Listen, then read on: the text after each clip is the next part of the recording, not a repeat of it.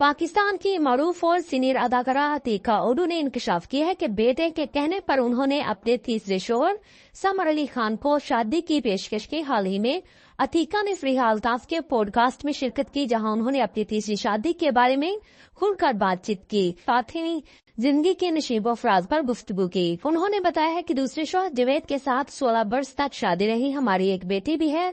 जब हमारी शादी खत्म हुई तो बहुत मजहबी अंदाज में खत्म हुई थी। दूसरी शादी खत्म होने के चंद साल बाद एक फैमिली इवेंट में समर अली खान से मुलाकात हुई। अदाकार ने अपनी बात जारी रखते हुए कहा है कि मेरे बेटे बिलाल ने हमारी शादी में अहम किरदार अदा किया।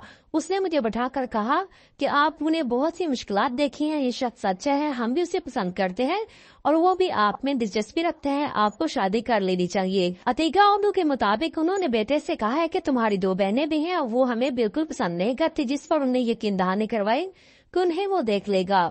अतीका ने बताया कि वो समर अली को चाय पर ले गई और वहां शादी के लिए प्रपोज किया। ख्याल रहे कि अतीका की पहली शादी 15 वर्ष की उम्र में हुई थी, जो कि 10 साल चल सकी। उसके बाद उन्होंने अपनी मर्जी से दूसरी शादी की, मगर वो भी नाकामयाब हो सकी।